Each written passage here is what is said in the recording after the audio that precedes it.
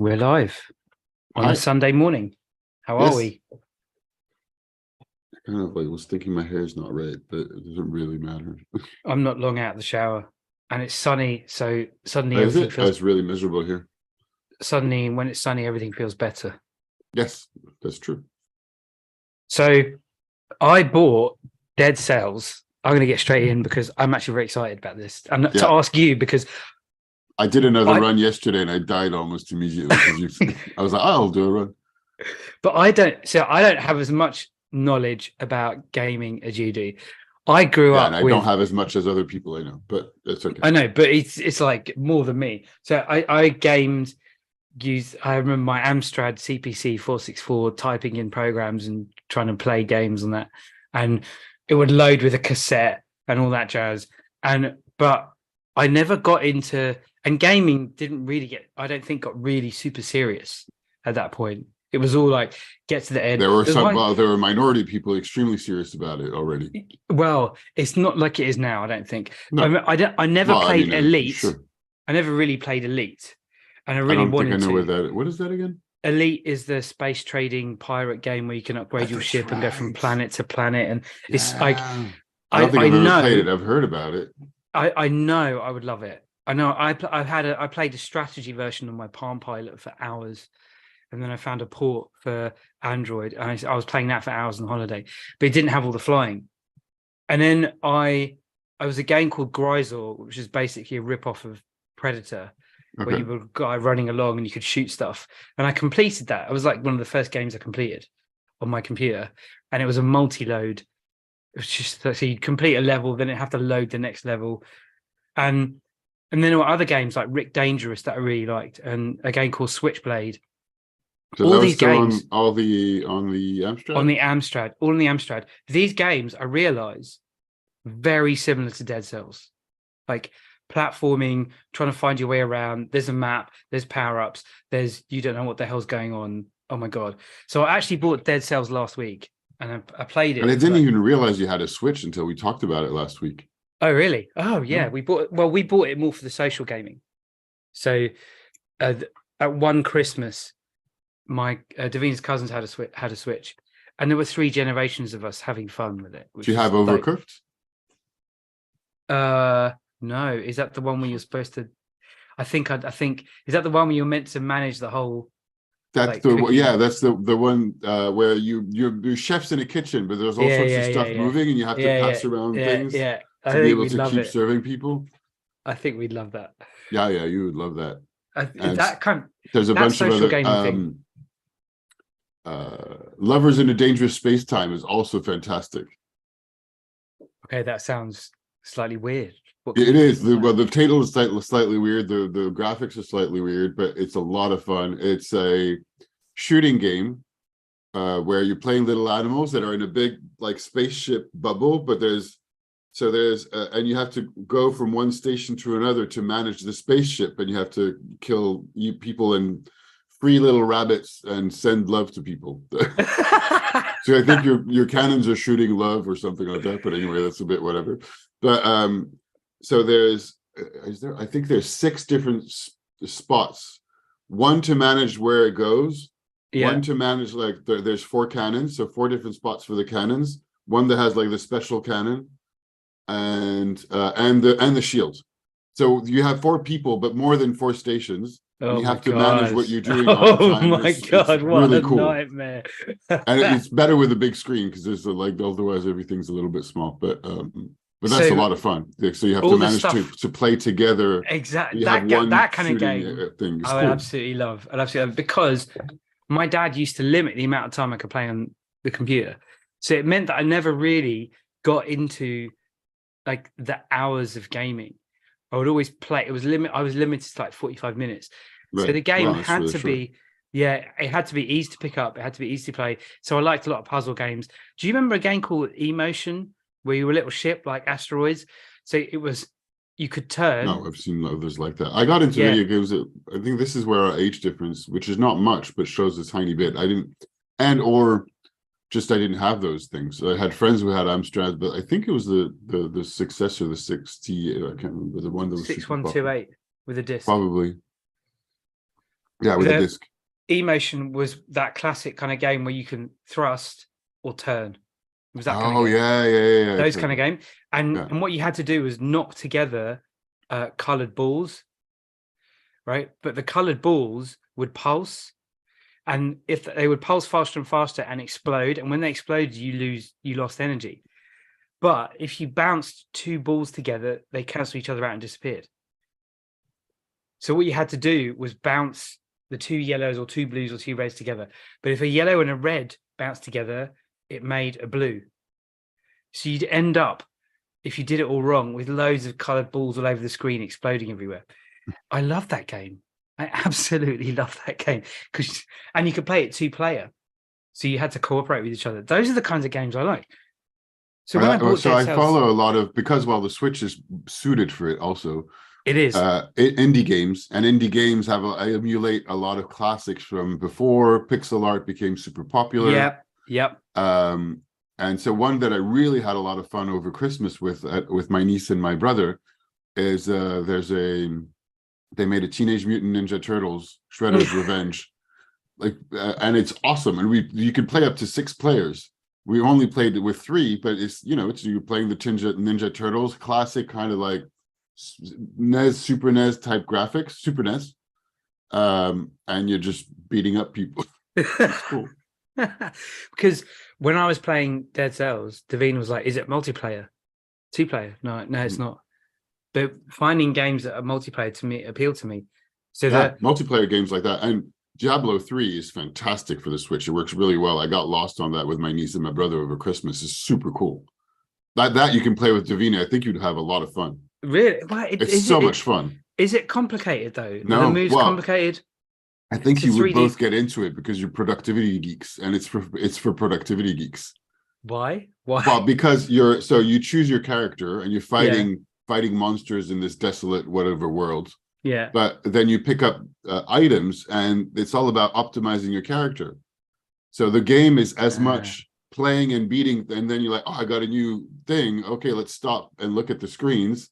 And then you wait while the other one is setting all I think there's 12 different spots of armor, weapons, special items. There's tons of characteristics. That's loads. Yeah, 12. There's tons. And so, and there's tons of, and you have all sorts of different powers. Mm-hmm. So each specific character, and I think there's 6 or 7 of them, I can't remember. So there's the witch doctor, the crusader, the barbarian, the sorcerer, the demon hunter, and they all have very different vibes. And each one of them has a lot of different styles of powers that you can compose, associate, switch with different types of weapon. There's tons of different things to do. So there's as much playing, geeking out and waiting. And I mean, when you get into it, you can spot, and it's a bit silly, you can spend as much time on the organization inventory structure to check out what's going on. And if you get into it, I don't mind actually looking at either my brother or my brother waiting a few minutes while we sort out an inventory and trying to figure out what's more powerful, what's more interesting, and talking about it. It's cool.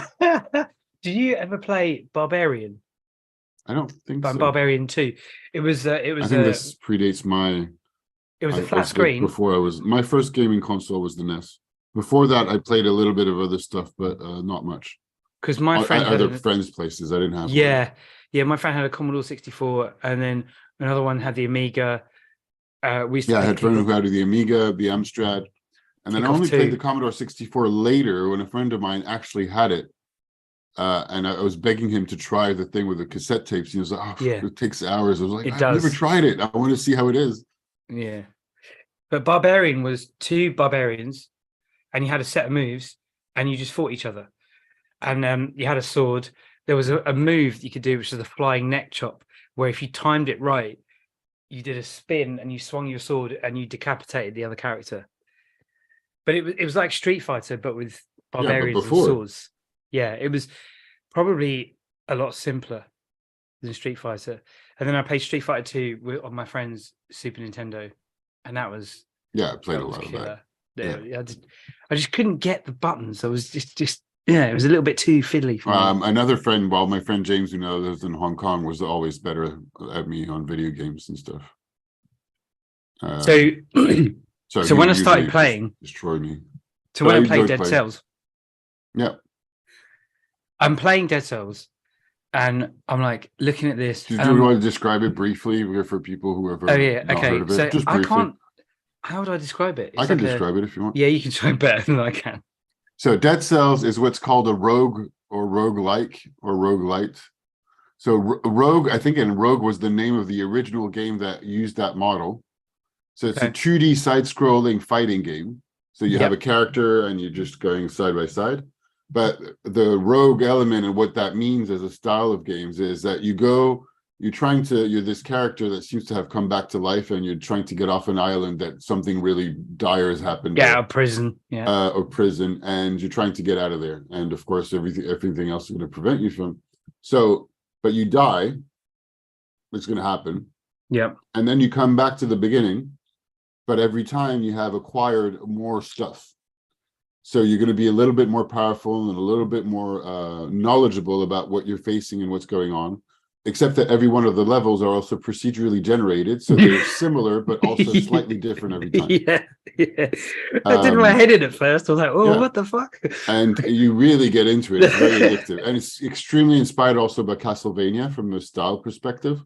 And from how you play the game. Then there's tons of different weapons, tons of different styles of play. Then you get all the weapons randomly. And the more you progress, the more you unlock new weapons, new abilities. And even though you keep dying and starting over from the beginning, you have to do the whole thing in one go. But the whole thing is not just one path. There's multiple paths. You can acquire new abilities like a second or third jump, or the ability to have, and then you access new areas that you couldn't access before. So there's I haven't finished the game yet, but there's a branching system where you can go visit different areas. Yeah. To get to the end Yeah. of the game, Yeah. there's multiple pathways, basically. So I was telling people at school who's just turned 18. I said, "Oh, And it's a French indie studio from Bordeaux. It is. Yeah, I did notice that. Yeah, so he's 18, he's got a Switch. I said, I've just got Dead Cells. He goes, yeah, I played that. I completed it. I was like, what, how? He goes, I played it for 8 hours. And I completed it. I said, you played it for like 8 hours non-stop? Yeah. I played a lot more than 8 hours, and I'm nowhere near completing the game. So he just played it for 8 hours, but he played for 8 hours non-stop and just completed it. Yeah, but that's also just to tell you something about how good some of the I know players are. He's exactly really good. Yeah. To finish that in 8 hours. Yeah. I know. I died a lot, and I have and not that's the still point not of the finished game. I think I have one more area. I might be at the last or penultimate. I think I'm at the penultimate. I got to the penultimate boss, but I also died a bunch of other times. I've barely scratched the surface of this thing, of figuring out. I was surprised. I quite enjoyed stumbling across things by mistake, like awesome rolling. You know, you can roll, and there's like things that are a little bit lower, so you can skim through things. I did it by mistake and found this whole other thing. Yeah, there's secret hidden areas, like a lot of I didn't know classic video games. And then the other thing is some of the instinctive stuff about jumping that I was doing from old gaming. And then I don't know how that thing where you jump and then you pull down and you like blast whatever's below you. I was doing that. I was like, oh, that's really cool. I can use it to squash things. So I was doing that. And then the shield, discovering that you put the shield up and it bounces off the arrows and kills them, like all that kind of, like I haven't even used the shields. I never used them, to be honest. Parrying at the right moment and all of that. But what I haven't figured out is I haven't quite got that whole thing of keeping the powers and getting the scrolls and going back to the thingy. There's like a whole thing I haven't figured out yet, but I don't care. So it's very easy. You have to fit. So to be able to cash in, you have to finish a level. Okay. By that, it might mean that you collect the dead cells, which is the name of the game. Those blue rounds and you have at the bottom the blue stuff. And when you get to the end of the level, there's an area where you can recharge your life and talk to somebody, and that's where you cash in your stuff to get new abilities and new weapons and stuff. So there's two things I've stumbled on, and the music. So you lose your cells if you die. Like everything that you get in between levels, you lose them. So I've stumbled across a place where you can buy new stuff. Yeah. Another place where you take blueprints and you get stuff. And that's the one. And then there's another one where you can get enhanced abilities, but it means you can't complete the level, like a science experiment thing. Yeah, that's what I mean. That's that area. So there's all those different, but the music too. The music's so music good. is great. I was thinking about working it out. And the more you kill monsters, the more they give you bonuses. The faster you go, the more you're encouraged to go even faster, and you get special bonuses when you go super fast. Now, but the more likely you are to make a mistake, and die, and then you have to start over again. I instinctively found myself just like, okay, let's just blast through this bit and go up here and see what there is. And then other times I would take my time and like. I generally take my time, so I'm trying not to die. I was like, I don't care if I die. I'm just gonna like whatever. And then I started reading about the game, and I'm like, oh, this is the experience that they've created, that I'm experiencing, is exactly what they set out to do.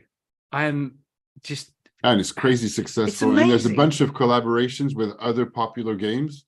So you have a lot of items at the moment that are items that come from other games. I noticed that too, but I'm just not familiar with the other games. So there's a bench from Hollow Knight, and there's the nail from Hollow Knight, and there's another thing that I don't know where it comes from. So yeah, me too. And that I hadn't touched it for a few months.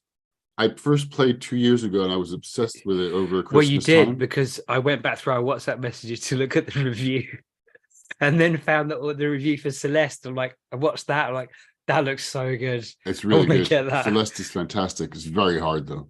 You have to like hard platforms. I like it, but I'm stuck in the middle at the moment. And I'm not even that far. I think I'm level 3 or 4 out of 8 or 6. I don't know. Then there was another game that I used to play that I got really into. Did I complete it? I'm not sure I completed it, but I completed that game Grisel. But it was that kind of wanting to play game. I don't remember what it was, but honestly, it's so good. It's so good. I'm glad you're enjoying it, and I can't believe. Oh. I mean, so that's another thing actually that Pupil is very funny. I did it in 8 hours. I'm like, we do not have the same ability. When you watch reviews for video games, I know guys say, "Oh yeah, you can finish this one in 15 hours." Like, I'm like, no, 30 hours later, not happening. How good do you have to be to do that? You have to play a lot, and you have to be like, I don't know, but not at my level of ability, that's for sure. I don't have the patience to do that. It's just a fun. I may never complete it, but that doesn't matter to me. I just enjoy the experience. It's just. Oh yeah, I'd like to finish it, but I've really enjoyed playing, and it doesn't really matter as long as you're enjoying it. You're still earning new powers, and you know what? Some of the stuff I've had to do to be able to go further is unlock a bunch of the healing potions, which allows you to heal and regain some life. So it allows you to go for a bit longer. So I've done a lot of that. They're starting to get very expensive now, but there's another game. That's one way to do it. Then there's a bunch of other weapons you can unlock, but you always have a random weapon to begin with, so you never know what you're going to get. Rusty sword. I got a rusty sword. So I think so. You do unlock other stuff to then later have different kinds of weapons instead of the rusty sword. So, but at the beginning for a while, that's all you get. The whip is the Castlevania stuff, but yes, there is a whip. Otherwise, inspired by Castlevania. But the other game I played a lot when I was younger was Prince of Persia, which I thought was really absolutely that was fantastic. Amazing game. I love that game. So good. And then the figuring out thing. The Sands of Time, the one that they did much later. That was gorgeous. There was a time mechanic that was really cool to that. And then there's a long time I didn't play, so there's a lot of games I missed and never played, or there's a couple I just replayed on the Switch because they're releasing old games. I would love BioShock to replay Prince of Persia again. Like it was someone. Prince of Persia, like the Sands of Time, is fantastic. I wonder if it's on the Switch actually. That's the one they did on the. Was it on the GameCube? I can't remember, but it was much later that they did Sands of Time.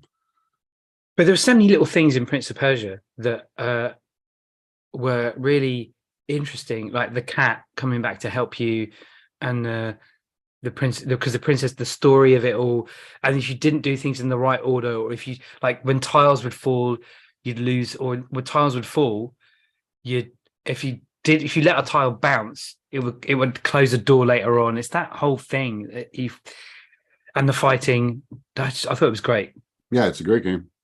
I don't think I remember playing the first one. I did play it, but a little bit, not that much. What's BioShock? I don't think I know that one. BioShock is a game that was celebrated as one of the best ever 15 years ago. And I just played it I finished it at the end of last year, but I had started a year before and I kind of stopped in the middle and then picked it up again. It's a atmospheric horror. Do you remember, did you play Resident Evil?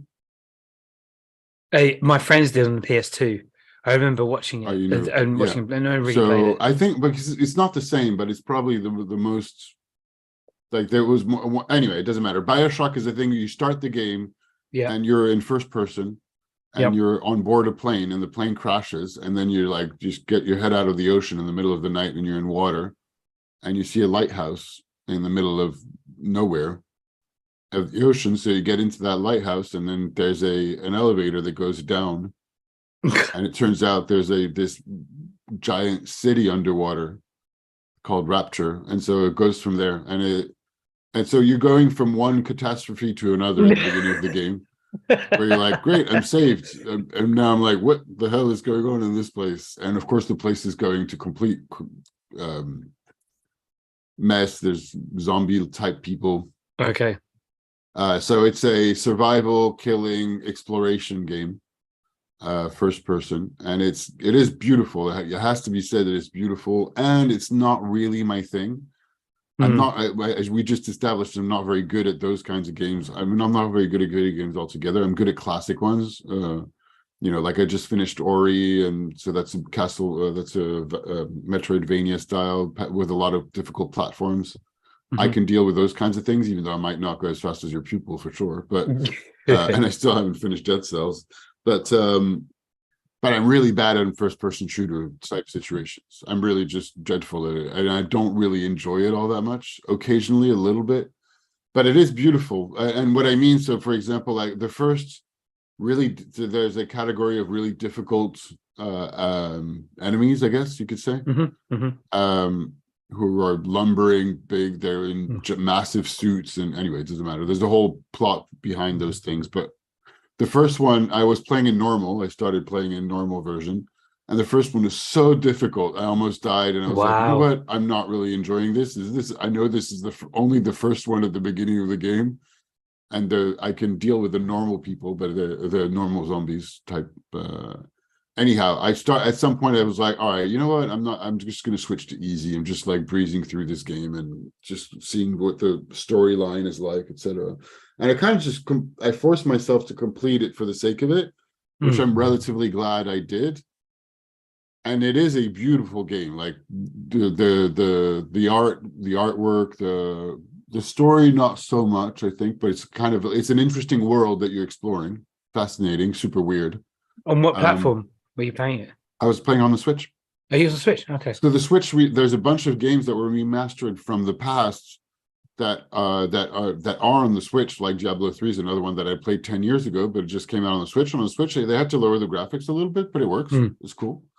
And it works to play, multiple players, which you can do on the computer, but it's nice to have on the Switch as well, just like BioShock is well done. And it's from 15 years ago, so graphics wise it works because it's really much less powered than the other consoles, the Switch for sure. Yeah. Sometimes I kind of like, now that I got back into playing, I'm like, I'd be tempted to maybe get a PS4 or a PS5 or something, and I'm like, but I also know that I have so many games to play that I haven't played on the Switch. I get into it for a couple of months, a few weeks, and then I stop, and then I pick it up later, and I'm quite happy with that. So me too. I don't know. I also like the idea of indie games that are really good. I love indie games, and I love the stories of these studios with very few people, sometimes one person. Stardew Valley is a gorgeous game, and it was made by one person. What's it called? Stardew Valley. That one's an addictive one as well, but I got out of it. What, is that the one? That's the one where you like inherit a farm. Yeah. So the storyline of the beginning is just you're working in a boring office job, droning and being bored, and you receive a letter from your grandfather that says, who passed away and gave you his old farm, and you move to this little village with a farm, and then you farm. Just go farm. You can create your farm, meet the people in the village, do stuff. There's all sorts of stuff you can do, and it's really extremely enjoyable. And it's funny because it's both very relaxing but you can also get into it and start getting really stressed out in a very relaxed environment. That's like Minecraft. If you want That's what I to. found in Minecraft. And Minecraft, actually, my niece just got it, so I saw it played for the first time, which is crazy. And I'm like, I should try it. What? I know we talked about this. I still haven't What? played Minecraft. Okay. Now I did. I know it's silly, but yeah, I can't believe it's really, really good. It's really, really I need good. to play it. And Do you play had in survival mode or just free? always survival. And whenever I played it, and I haven't played it for a long Do you time. start over, or do you have the same thing that you've been doing for a long time? Okay, so what happens is I had no idea. I got it, and I was like, "What am I doing? I have no idea what I'm doing." Yeah, because you started in an open field. You're like, I don't know what I'm doing here. Exactly. So it's all about surviving. I watched a couple of play things at the beginning. I was like, "Oh, okay, I've got to collect this and then build this."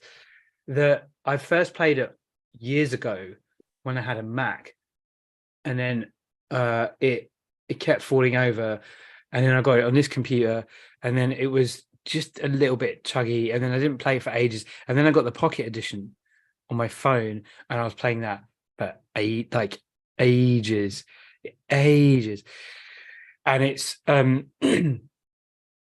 what happens is you have a point, the respawn point, where you always start from, but all the stuff you collect. So if you start here, go over here and build something, and then you die, you respawn at that point, but all the things that you had are just spread out around that point. Okay. So then you have to kind of recollect them, whatever they might be. But you're always building something. So if you built a house and you die, you respawn from that point and go to the house, and all your stuff is still there. Okay. So that's why my niece was building a house. So she was playing. We started in free play, but she's like, "I'm going to build a house." I'm like, "Oh, cool." And then you can play. You can play it in creative mode, where you have. That's the creative mode she was playing. Yeah, you have all the things that every single thing you could mine and everything you want, and you can just build whatever you like. Whereas in survival mode, you have to find all the different resources. Yeah, you don't have access, and you have to. What do you have to find plans to get the different materials, or how does it work? Because you have different types of material and shapes and stuff, right? You do. You have nothing, and then you basically bash the wood and get the wood, and then you can craft the wood into something like an axe, a wooden axe, or whatever. But you have to remember what they call the recipes. You have to remember. So it's like a 3x3 grid, and you put the wood. It's 2 3x3 grids. You put the wood in a certain configuration, and you get an axe, and then you can use the axe to chop down quicker. Really clever. And then when it's dark, then monsters spawn. So then you have to build something to defend yourself with, like a wooden sword. But of course, you can mine, and then you build a crafting table, you build a house, or you build whatever. Then you can mine and build a thingy to smelt the iron, to get iron from the iron ore, and then you can build swords, metal swords, or diamonds. So even just that process that you're describing takes a long time, or is that quickly done to get established? It takes a long time. It takes a while, but I just find it really enjoyable. So now, you made me think. Also, I downloaded a couple of weeks ago a demo of a game that my other friend, the friend in Hong Kong, James, told me about, called Factorio. I don't know if you heard about it. It's another indie game, but that's I tried the demo and I'm like, this is going to drive me nuts. I'm not going to play this game. It's like the worst, well, the best or the worst, depending on where your point of view is, of SimCity and Minecraft. And so the game starts that you're a crash landed engineer on a alien planet. Yeah. And you're like, all right, well, I need to, organize myself to be able to build something to escape the planet again. I think the plan starts like, oh, I need to build some stuff to be able to get out of here. So you have the resources, trees and stuff, but what you start building actually is a factory. So it's and then if you like, and so it's super complex very quickly. It starts with just one guy, but for some reason you're like, okay, so I have to go chop those trees out to be able to smelt and burn the fuel inside of this machine. That gives me access to that little bit that then I can build something else. Yeah. and you have to defend yourself against the aliens of the planet who seem to not like your industrialization of and apparently just to be able, so I just went through the tutorial, and very quickly I was like, wow, this is already just the tutorial. And I knew from a couple of videos that had been sent, and I watched a review, that to be able to really properly play the game, they recommend to watch like setups of how to do things, because very quickly, you see, I might just share my screen very briefly. Because that sounds a bit like Minecraft, just with a bit more stress. But with like a lot more stress, because basically you have these giant things with like all sorts of. Wait, let me just. I don't know if I can share. You should be able to, because when I started playing Minecraft, the music's so relaxing. So much so, I downloaded. No, I didn't download it. I did download it at the time, but I started streaming Minecraft music when I was marking, because it created a great kind of vibe. And then I started playing the Minecraft music in class when they were doing tasks. It would really relax them and get them working. Yeah. I'll put this one. So what's this called? Factorio. Factorio. Wait a second. Well, I'll wait till the ads. There's so many ads now on YouTube. Yeah, there are. Or buy YouTube Premium or whatever it is. Yeah, they're really working hard on that one. Okay. All right, let me share. It does sound like what you're describing sounds very similar to Minecraft. It is and it isn't. It's there's a lot more to SimCity also, but there's some Minecraft kind of ish to it. Wow, that looks nice. It doesn't look as nice on the Switch, but all right. Oh wait, I'm not sure I shared sound. Wait. Didn't you have to do it through Zoom for the sound thing? Share computer sound. No, that looks like one of those adverts I keep seeing on my phone for the tower defense. Rags to riches survival games are a dime a dozen these days, but Factorio's wild ambition and open-ended format takes the potential for complexity up several notches. Actually, you know what? I'm going to put the trailer rather. Yeah. That the trailer also just shows a quick expansion of like how big this crazy thing can be.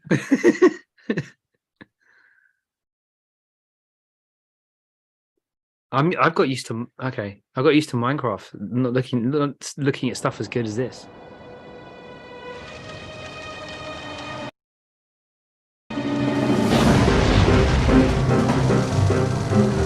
But that's the beginning of it. It quickly becomes bigger.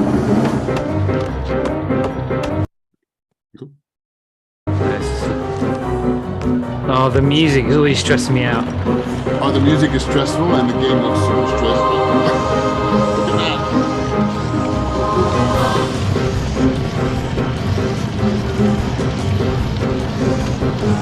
And you're just building this giant machine where one thing is coming to another, You seem to be producing stuff. But why? So you can get off the planet? Well, by the end of it, it's a massive factory. It's not entirely clear what you're making, but it has to travel places, that's for sure. And then you build a train line and all sorts of other stuff. I don't even know why or what for.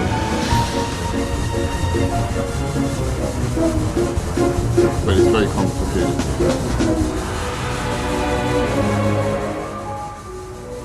And you're polluting the whole place as well. You have the natives who seem to not like your factory. They come and attack you. So anyway, you get the idea. But yeah, I was like, even just the demo at the beginning, I understood it's nowhere near as complicated, but I just was like, okay, this is too much for me. I almost bought, I was very tempted because there was a promo until the end of January to buy Planet Coaster, which is the spiritual successor, but same studio as Roller Coaster Tycoon. I don't know if you ever played that. I've heard of Roller Coaster Tycoon. I used to play it a long time ago, and now I got back into theme parks a little bit. But that was on Steam and on the computer, and currently my MacBook Air, I'm pretty sure couldn't run it. And I thought, okay, well, on one hand, I probably shouldn't spend too much money right now. and I don't think I'll be able to run it. And I also think that if I did buy it, I would waste a lot of time that I shouldn't be doing right now because I should be working anyway. So I'm playing some video games and I'm playing Return to Monkey Island, but it's still, it's manageable from a Are you playing that on the Switch or you're on the Switch? Yeah, on and Switch, I'm at the end. It was super enjoyable, very very fun. I like those kinds of point and click adventure games. Man, did you ever play Wolfenstein? So funny enough, my brother lent it to me. I think it's Return to Wolfenstein. That's the second one that's on Switch. Oh, is it? Yeah, it's on Switch, and it's well done because it was remastered for the Switch. It's pretty good. It's well done. Ooh. So BioShock is a little bit like that, and I started it, and I had just finished BioShock, and I was like, okay, you know what? It's too similar, and I don't really like this. I'll play it some other time. But yeah, it looks fun. Not really my style of game, but from time to time, I play those kinds of things. I used to play it. My sister used to like Wolfenstein. I think it was the whole Nazi thing. Being in a prison, weird monsters and weird technology. And Morgan said it was very enjoyable, my brother, and not very long. Also, is the other thing. It's like you play 20, 25 hours and you're done with it. Okay. So it's very manageable. Compared to Dead Cells, I don't know how many hours I poured into that game without. It's very enjoyable, but I still haven't finished it. And even if you finish it, you can start over again, explore different pathways. And do it in a completely different way. Yeah. Yeah. Which is great, but it also is it's great from a replayability, etc. Yeah. But it's a time sink. Well, the game that I did really enjoy, there were two other games I really enjoyed on my Amstrad. One was Turrican. Oh yeah, I remember that. Love that game. So clever, so good, so infinitely but it was a multi-load, so it was. But that was great, and then also. Oh, what was it? Turrican Switchblade. So I mentioned that. Switchblade. Do you know Rick Dangerous? I know the name, or it rings a bell, but I guess it's like you're a guy and you're beating people up or something. Yeah, well, no. Rick Dangerous is very like Indiana Jones. And I had Rick Dangerous 2, which is a space version of it. But it reminds. You know what? I'm going to find a trailer. Rick Dangerous 2 on the Amstrad. It's very. I'm going to watch this and go, oh my God, this is just reminding me of being a kid again. Oh, someone's done the playthrough. Is there no trailer? There must be a trailer. So you had. I don't know that they made trailers at the time. No, they didn't. Teaser trailer 2, Atari 8-bit Rick Dangerous. Somebody made one. Somebody made one. Let's just see what this is like. Play the Amstrad long play. And there's an advert, of course there is. Yes. Okay, so even looking at the screen, oh my God. The memories. And share screen. I forgot how to do that. I'd be interested to get your take on it as well. This is the intro.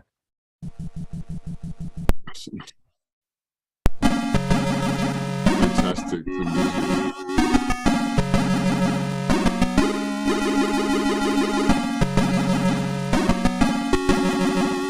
It looks like it's a French channel too.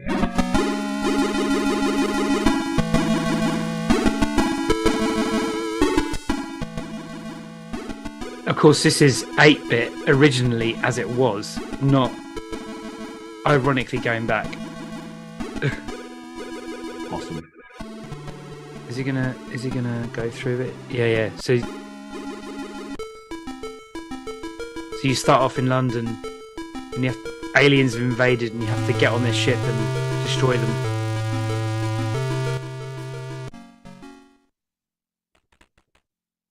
Fantastic. So I spent a lot of time playing this.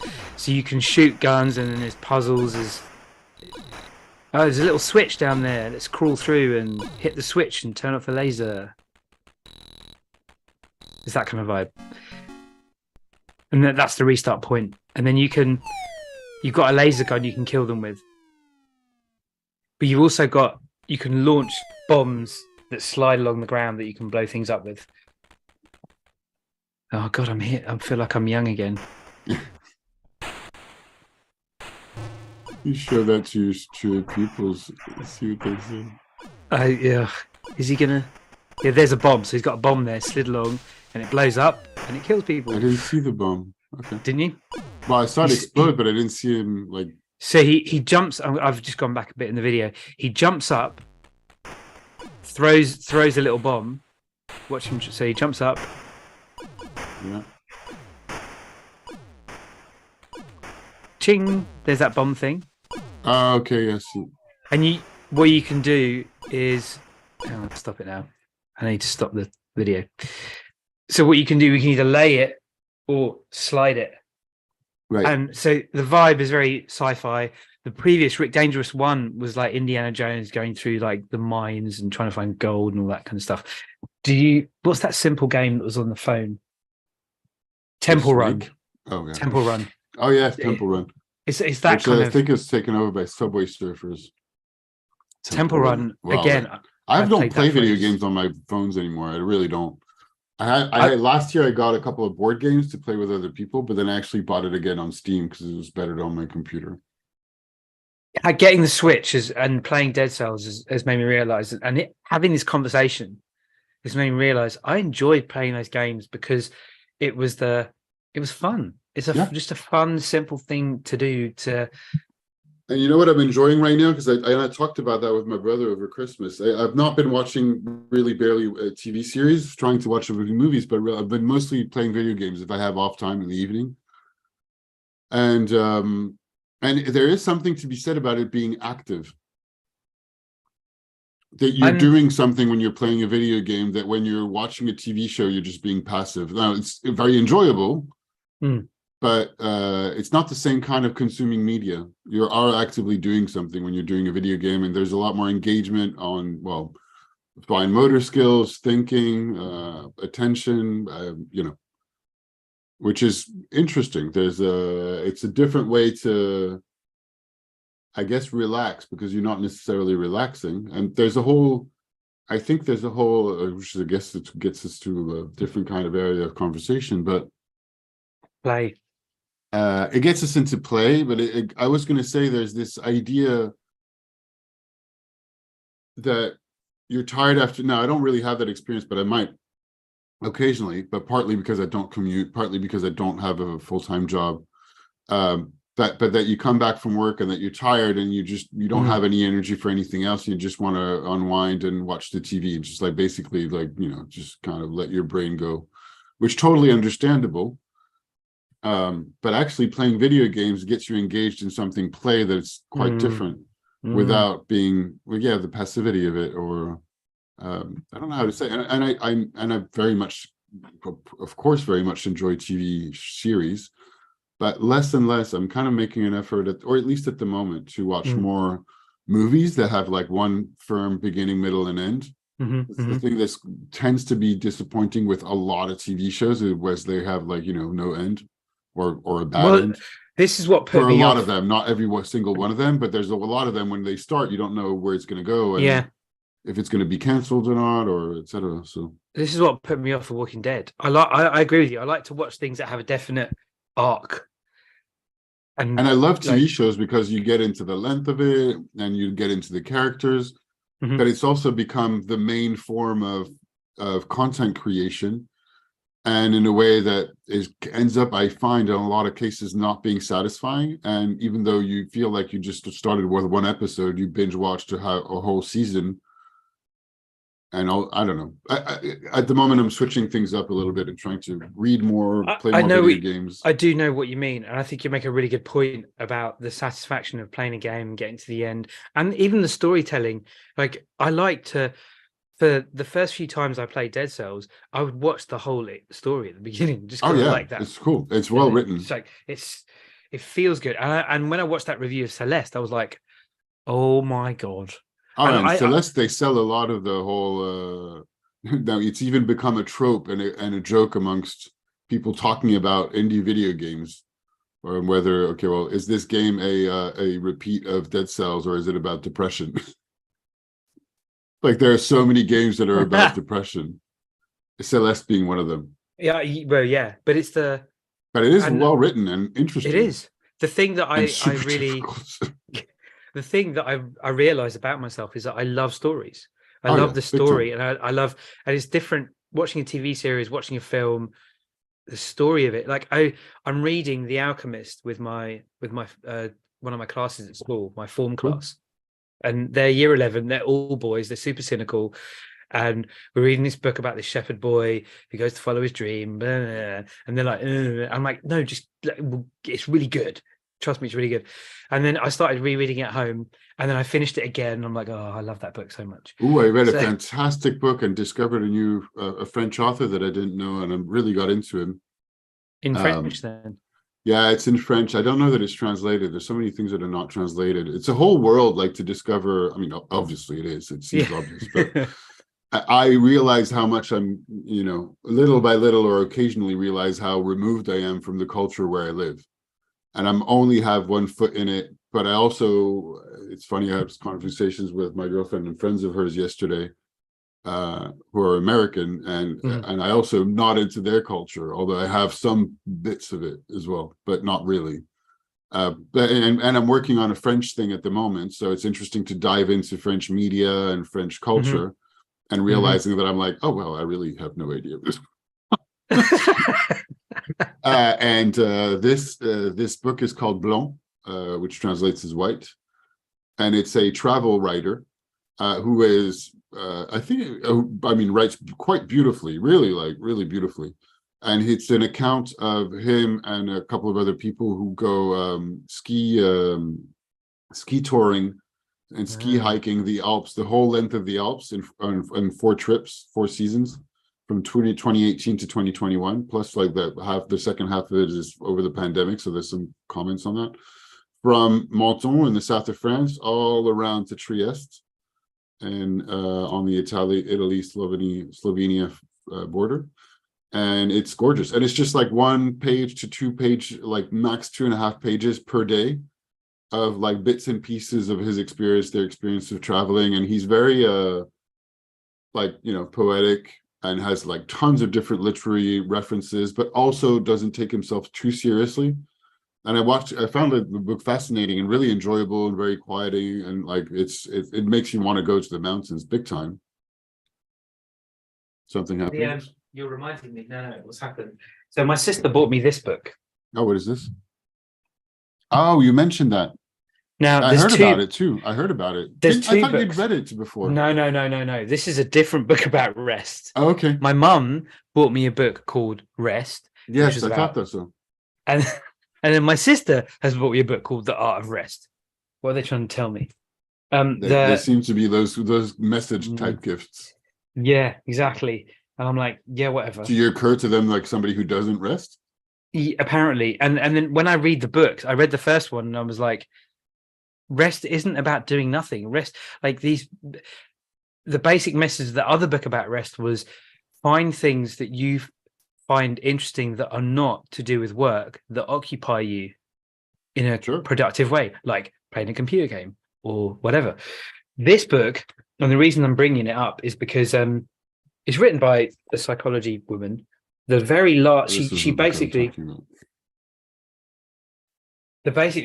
she talks about all the things that are restful, and she goes from 10 to 1. Number 10 is mindfulness. Number 1 is reading. Interesting. It is very interesting.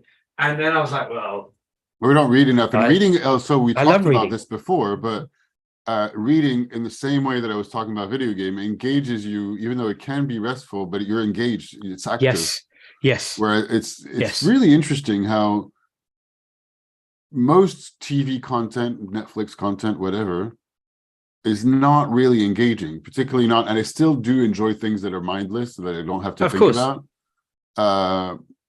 But anyway, I enjoy this more, and reading is great. And I watched a couple of interviews of the author who apparently has a bit of a controversial reputation, but I'm not sure I followed why, but fascinating dude. Apparently grew up in Paris from a, quite well-off family, but I saw this video, he spent his youth climbing on buildings, and like he climbed up all the towers, all the clock towers, and one of his passions is walking on rooftops.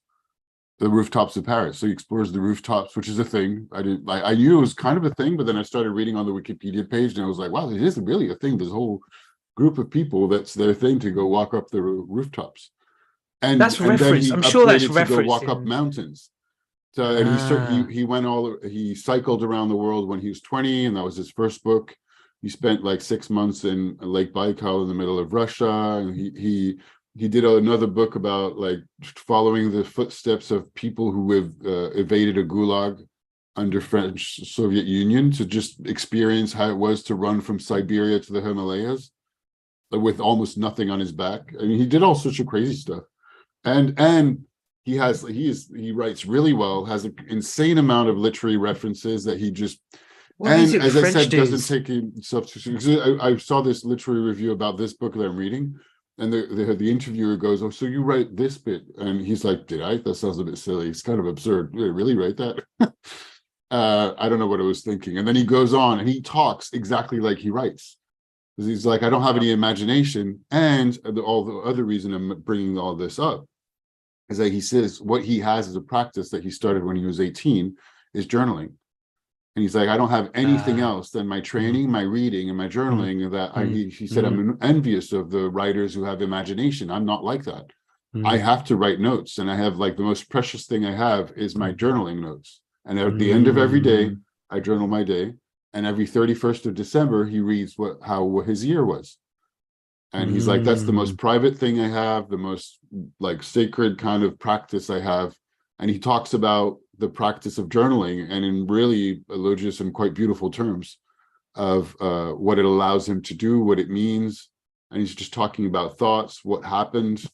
And that forms the basis for his books always, because they're travel books. And at the end of every day, he takes notes.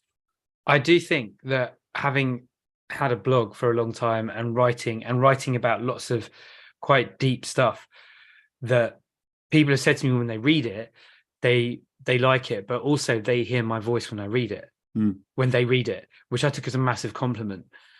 And I think that when combining with doing things in school, like writing essays at the same time as the pupils, it's given, I think I might underrate my ability to write, I think.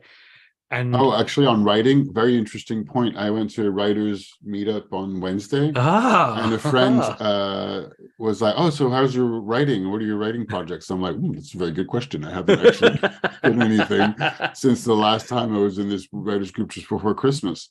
And I thought, well, wait a minute. I think I didn't give myself really any writing objectives or contexts inside of my creation of the year. Really, I said I would write for work stuff, but this is not really any different from usual, but still interesting. Insofar as I've started looking at media, books, and playing video games, like we're talking about. But I didn't really say I want to keep working on a draft or another short story, and I'm not setting time aside for that. I find, and the days go by so freaking fast. I just picked up a new project, so I've been working yesterday, but not all day, but like a part of it, and I have to work after that for the rest of the day. So it's kind of an excuse, but the day goes by and I can't manage to do everything I want to do, and I'm not let alone not spending or not setting aside even 30 minutes for writing. I'm not doing it. This point about creativity, about play, about writing, about doing something that occupies yourself and all of that.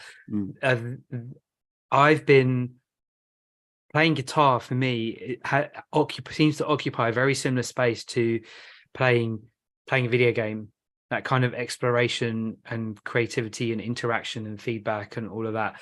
And I find it really restful. But also when I haven't, and I've managed to play guitar, I'm on a streak of playing guitar every day for That's great. A long time. So do you practice? Are you trying to learn a song? Do you have an objective? How does it work when you're just practicing regularly? Each day I do a different thing. Okay. So one day it's play a scale. in a particular way. Another day it's try and work something out by ear. Another day it's create something. And I've got recordings of all little riffs and ideas that I've created, and I turned one into a song that I performed at school last year. Cool. And I was like, oh, that didn't take very long. But that practice has really helped. It helps ground me, because I'm not doing it. It's the definition of play that you talk about, like it's done freely and there's like whatever, all of that stuff. That is exactly what's happening when I'm playing guitar.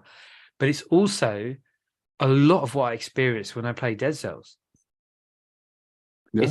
I was doing it yesterday. I wanted to. It was purely like it felt exploratory. I was learning. I was like, let me try this. Let me try that. Let me try and do it really fast and see what happens. Like the whole thing is a very similar experience. And I think it's having structures to recreate those experiences that allows for all the stuff, all the other cool stuff to happen. So the writing, I think, if you have that, the journaling, I think the structure for that. writing is something that could. So, like that friend in particular has a writing group, and she writes in Danish because she's Danish. But I know there are groups that meet up online on Saturdays in Paris, and I think they have Zooms where there's some of them that are just about feedback, and some of them that I think are just setting yourself on the computer to just write together. It just sounds really French cafe culture thing to do. Yeah, well, this is English writers, so. Well, as in English speaking, but yes, there must be actually literally down the road. There is a cafe writing workshop thing. That seems quite unbelievable that you could have that as a what's it called, a front, like a street shop with a front. That makes sense. How do you call that in English? Given the price of the square meterage in this neighborhood in the center of Paris, that you could have something that's called like writing workshops. I think they serve some coffee, but I'm not even sure. You're like, wow, it's amazing that you seem to be able to afford that. So does that mean you're gonna write something? You're gonna do that this week? I'm gonna have a think about putting myself together some objectives. And nice. Time to write, but I don't know. It's something that easily goes out the window, even though I say I like to, and I do have people tell me that they like what I write.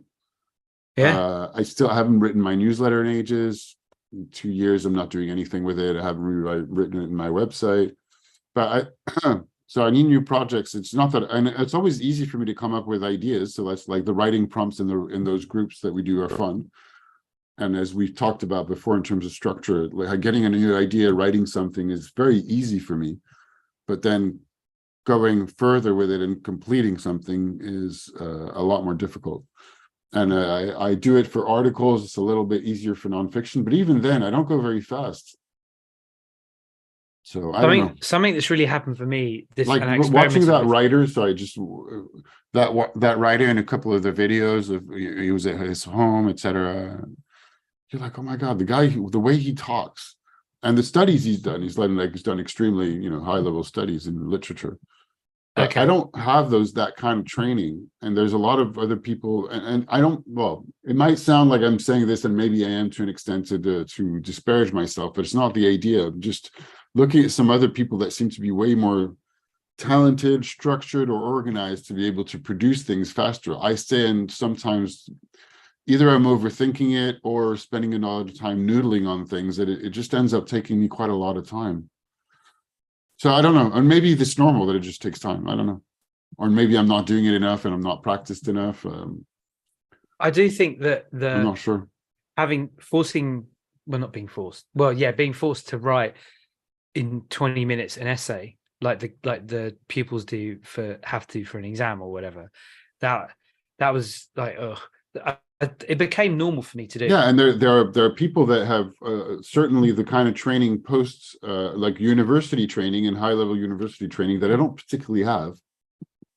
Now I can deliver things to the last minute for work, but that has a certain format. I do have experience in it, but I've not done it I've done it, but yes, I don't have that kind of training. So I think it does bring something to have that kind of training that you've done if you've done it post-university, to have to deliver essays, writings, fiction or nonfiction in a short amount of time, and heavy studies. And I know the prep classes like that guy has done here are in France are extremely demanding. Like those students like are studying nonstop, morning to night, for a few years and delivering, and reading insane amounts of stuff to stuff that I've never done really, not to that level, It reminds me of the Calvin and Hobbes cartoon. Like, you can't just turn creativity on and off like a tap. You have to be in the right mood for it. That's what Calvin is saying. And Hobbes says, well, what mood do you have to be in? Last minute panic. Yeah. And I've got Bird by Bird to read, and that might be the next book. Oh, yes. Speaking I'm of not books, sure what I'm going to read next. Yes. I I'm just finished this one. So. in the last chapter of Bullshit Jobs. Mhm. Oh, my God. Oh, it's good, right? Oh, I can't. When he I'm starts gonna- swinging to like, oh, wow, this is where you were going with all this? Yeah. Like, oh, just, I'm going to recommend it. So I've Mhm. been I've been I'm having- recommending it to a bunch of my students. Not Well- all of them. Like the ones that were switched on enough that I'm like, I think you should read this. This is what I'm saying, because I've started having to start teaching economics. I'm going to tell them, please read this book. You want to find out what capitalism really is. It's not capitalism, it's feudalism. And like the stuff about caring labor and like just wow. Just By the wow. way, I mean, I was in a bookstore the other day and I looked at the Piketty book in French. Mhm. It's really big. You read the whole yeah, thing? it's huge. I did a combination of listening to it and reading it. So Interesting. I've listened to it, and it's really, really good though. I like that book. Again, I'm thinking. Well, I mentioned it before, but the history of debt from Graeber. But even there's one on the that's history really of debt big, isn't that's it? really big too. It's a big piece. So then I was like, oh, maybe the Piketty. I'm like, okay, probably not going to do both of those this year, but I'm not sure which one. But I think I might go to Graeber. I think Piketty, the Capital in 21st Century and Bullshit Jobs complement each other really well. One is very kind of data history kind of push. Presumably that's Piketty. Driven, that's Piketty. Whereas Graeber's kind of philosophical kind of outlook and tying together it politically and looking at the personal effects and like taking that into all the stories in there, come at it from a different angle, but they kind of say very similar things. I think there's an overlap, but that might just be me. I wouldn't be surprised. But Graeber is like, that's a very original take on things, I think. And so really good. it's very enjoyable to good. read also. Very easy to read. So good. I can't. It's really good. I really loved it. I just can't get over it. And it shifted my outlook on what I'm doing as a teacher. Like, oh, I'm taking the moral high ground all the time. Actually, yes, I am. So F you, everyone else. And but it's recontextualized what I do and why I do what I do. So can't go in a good way. In a good way. In a good way. But it's also a bit like that world of, you can see the game that's being played around you, and it's a game. It's not, it doesn't have to be so serious and like significant and worrisome. It's like, okay, that's what's happening. And what am I going to do about it? How am I going to be about it? That's much more the stuff I'm getting into another project at the moment that gets me on, again, thinking about what it is I'm doing. And you talk about Graeber, and I'm like, oh, I don't know that I'm really... Your weekly existential crisis. Yeah. Well, right now I'm not at a crisis. I'm just like observing it, and I like doing what I'm doing when I'm doing it, and I'm earning the money. That's fine. But now if I take a step out, I'm like, I don't think I'm doing really particularly good or matching with what my values really are. Oh, and what I'm doing right now, completely, like, there's entirely possible. There's a high level of bullshit to bullshitization. I love that word. Entirely possible. Now I'm taking it not in that way, so that I'm putting some meaning into what I'm doing. But it's entirely possible that I'm producing something that is going to go into some kind of limbo of a massive organization and may or may not come ever circle back to me. Depending on, but I'm kind of taking it, that's the challenge I'm taking as a game. I'm like, all right, well, wait a minute, what can I add to this document so that this comes to be something that is actually valuable? valuable to them and their goals, even though it doesn't really particularly match with my own values and beliefs. But it does insofar as I'm trying to deliver something useful and professional and valuable. You have sold your soul. You are a dead cell. Oh, yes, for sure. Aren't we all? I don't know about that, but yes, probably. No, I don't know about all of us, but yeah, I mean, No, it was like, yeah. oh, you work for a fancy private school, so yeah, you fit Yeah, the exactly. description. Yeah, total lefty working one of the most privileged areas in the entire country in a private school. But the other thing he talks about that I really liked is we all just wake up and make capitalism this way. We could all just wake up and make something else, but we don't. Why? How? Why not? Work. The idea of like, unless you're suffering in your job, you're not working.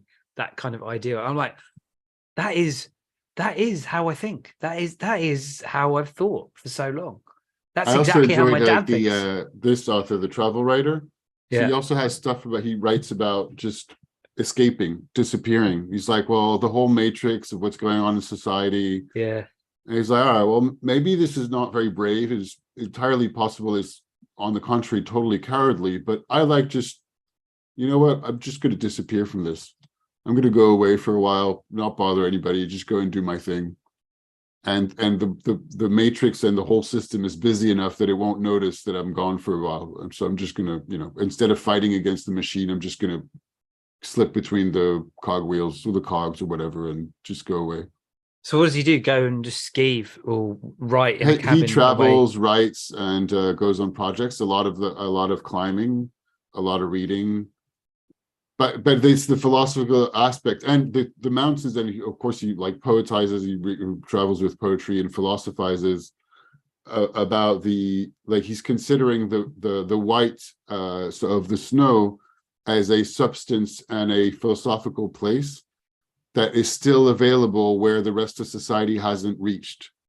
So, and it's above, he's like, there's a certain level above all the ski resorts and where like, you know, the rest of society and human settling has touched, but there's a space just above that and below the top that you still can travel to where there's no human.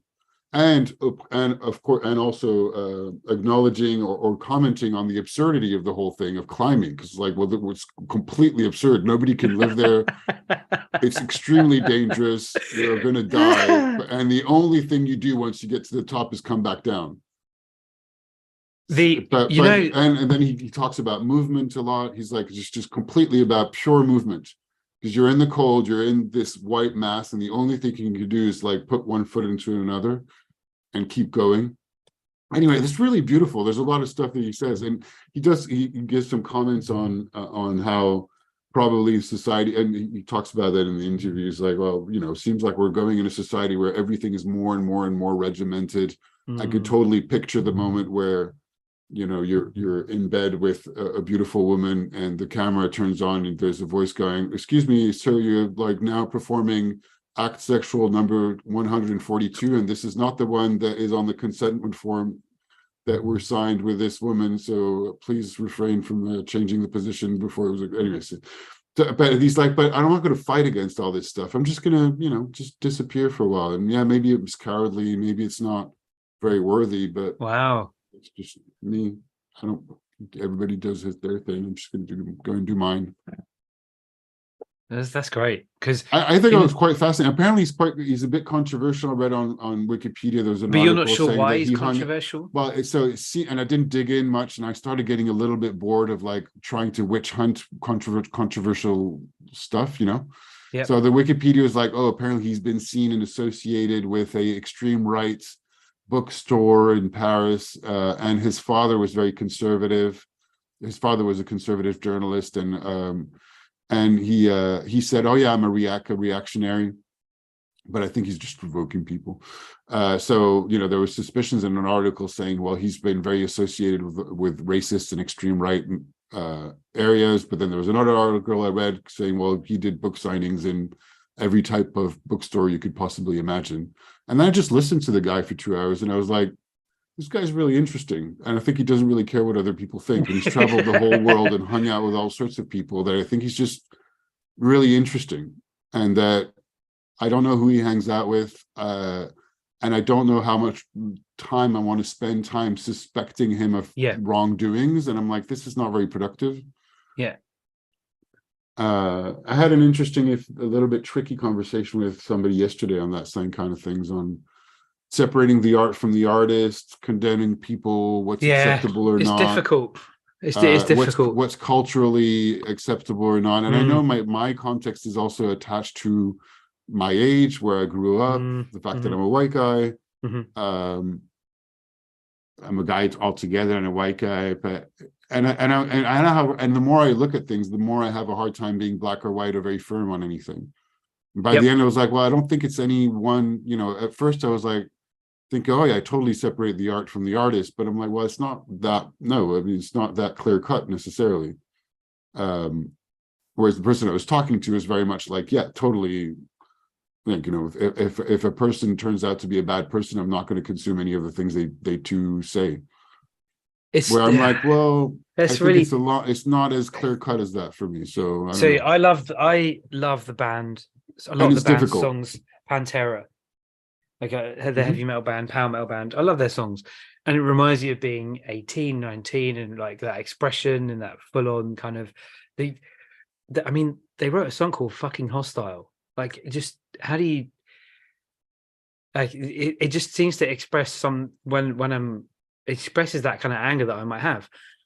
And then the singer was on stage doing ridiculous kind of like white power, right wing stuff, and there's videos of it. And it's like, he said it was like the alcohol and all that kind of stuff. I'm like, oh, okay, yeah, but I love the songs. Yeah, that's a good example. It's a great example. It's really hard. It's really, really tough. And so you want to condemn people, and there are people that are, you know, definite opinions that you're like, those are wrong. But then I have a whole other streak of me that is like, well, we should listen to one another because and I don't know. And I'm like, well, I don't know where to draw the line. I don't think there's a firm line. It really depends. Human being, you know, we're human. We'll mess up a lot. Like, what are you going to do? Just and then there's a whole. I know that in the society that we're building right now, there's a lot more access to regimenting the private life of people, which is what that author was like railing against a little bit. But then there's a whole other side where we didn't used to have access to the private lives of the artists that you might follow, and I'm still not sure that we should. And I'm not saying we should condone anything, but there's a lot of stuff where, well, I don't know how much I really want to know about the deepest, darkest secrets of everybody. But then how much of that is because we remember a time pre-mobile phone, pre-TikTok, pre-social network, pre-computer, pre-internet. Yeah, and there's a whole side of the culture that's changing towards, and it was also interesting that the author said, well, I understand, and I think for most people it's going from a good sentiment of trying to say that we should be more equal and stuff.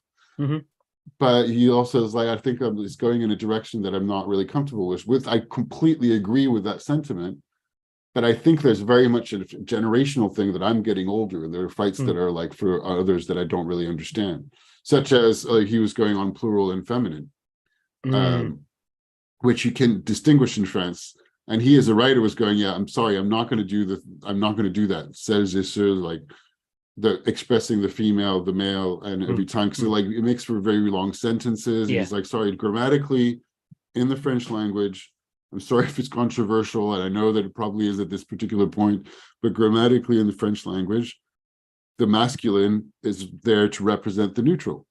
And so you just use one. And then he goes like a little bit exaggerating on all the people, like the masculine, the feminine, the ones that haven't really decided yet, the ones that don't know yet about their gender, like the ones that are. So then every time it's like bloated and convoluted sentences. And he's like, and I understand that everybody wants to be considered. That's totally fine. But like, ideally, there should be another way. And he's like, well, if anything, this is a very French perspective. That was his opinion, which is not a bad one necessarily. And this one way that is being used in some of the writing around role-playing games, for example. He's like, I'd rather use the feminine as a general moniker. If it's about being more inclusive and about like men dominating, then that would be a great solution, and probably a more elegant one than using 5 different pronouns every time you say a sentence to be able to try to be inclusive. And I remember Wait But Why, Matt, what's his name again? Tim Urban. Tim Urban wrote a whole post about exactly the same thing and said, and like Oh, he wow. explained his point of view and showed all the research that he'd done. And also at some point said, I'm sorry, I'm giving up on all the research. I haven't found a better or more elegant way to be more inclusive than to just use the normal English grammar rules. And these are all the reasons why. If you don't like it, don't read me. Sorry, I don't mean to not be inclusive of everybody, but I'm paraphrasing probably badly. But I thought it was a really good, and it was also really good. That's very interesting. I have thought about this. Here are my answers. Yeah, and because there's a lot of this that ends up being witch hunting a little bit. But I also think that for a lot of people doing it, it's not witch hunting. It's about equality and justice, representation, and representation, which is all very worthy fights. So it's difficult to be really very firm on one point of view or another for me. One of the things that has helped me negotiate stuff with in a school environment is if I make a mistake, apologize, own up, and try and learn. I'm not going to get things right all the time, and I sometimes have to be careful, I think, as a teacher. Sure. But I think that's all we can do, right? And there's another thing. It's actually there's a whole other. I agree with you. There's a whole other thing that whole dimension of what we're talking about is part of what put me off of social media. It's not the only thing, but there's so much of it. They're like, okay, even just that author. I'm like, oh, is he controversial? Let me find out why. And then I started reading and looking at stuff, and I was like, well, I don't know how much do I want to investigate whether he did a book signing and has friends at an extreme right library. I'm like, ultimately, I really enjoyed the guy. I thought it was really interesting. I enjoyed the book. I'd have just spent like 30 minutes researching, then reading articles. And now I'm like, well, wait a minute, what am I actually doing? And also, I should be doing something completely different than what I'm doing now. I don't know. It's very interesting. I think I'm grateful to have grown up without the internet. Yeah. And because sometimes the pupils will ask me, what did you do when you were our age? Like, I would play guitar and I would read books and I would go for walks with my parents and I'd go see my grandparents and occasionally play computer games. But that was it. I realized how much time I spent reading. It was a lot. Reading and playing guitar. Yeah, but other kids might go outside, climb trees, of course, play ball, whatever, all sorts of stuff.